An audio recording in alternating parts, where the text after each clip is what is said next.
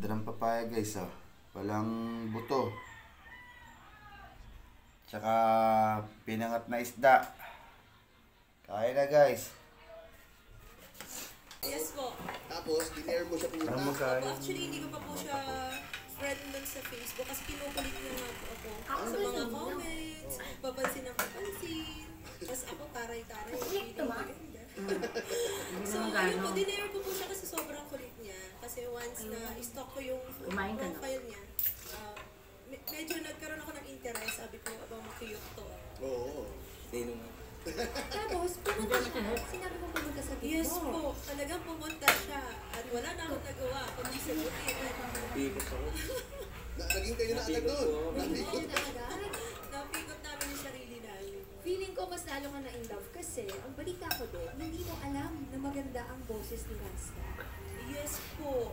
Kasi nung bumaba siya ng barko, dumiretso na siya sa akin. Wow. So, nagsama na po kami together. Tapos po, Alak, papaya. syempre, magkasama kami. Lagi siyang kumakanta sa banyo kung saan-saan. Sabi ko, gandang boses nito. Kaso wala po siyang tiwala sa Takot sa sarili tao. niya. Opo, mahiyain siya. Kaya simula nun, naging kayo na yung magkagrupo.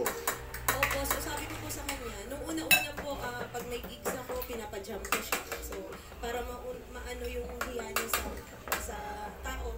Tapos po, nito lang po, November, nagpa siya kami, kumuha kami ng bagong banda. Pwede pong i-shout out. Oo. Ayan, mga kapatid, bandang organiko, yan. Sige mo kaya. Magaling mata ko, ah. Yes na po. Okay pa mo. Masaya yun kasi hindi lang kayo magkasama sa bahay, magkasama kayo sa Napuwing.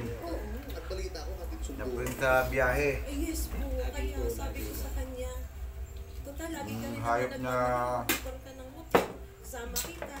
Eh, kumanta ka Bang na hayop eh. lang?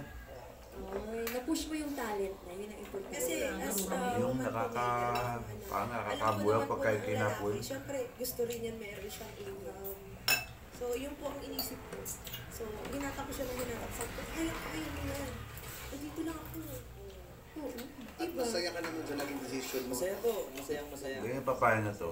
Masaya ko nakita mo yung idol. Walang buto. Idol po kayo na yan. Ang cute niya, Kuya Paolo. Talaga parang nahihiya Oo pa rin nga eh. siya. Sobrang idol po niya kayo. Talaga ba? Promise. Konti lang ha, sakto lang. Pero masaya kami para sa inyo. Yes. That you found each other. At tingnan naman natin si DJ Dreamboy Kimpoy kung anong may papayo sa inyo. Wow, ang saya kasi very high-tech na talaga ngayon. Pati sa pag-ibig, totoo pala ang online love. Pwede kang ma-love at first sight pag nakita mo sa profile picture. Nakakaiba na ngayon, eh. Pero nakakatuwa. Masarap siguro makahanap ng partner na tutulungan ka mag-grow, bibigyan ka ng lakas ng loob para yung mga gawin yung mga bagay na pinanginginaan ng loob. Pero nakakatuwa yung gano'n. Pero sa inyo, kayo ang patunay na okay lang mag-adjust.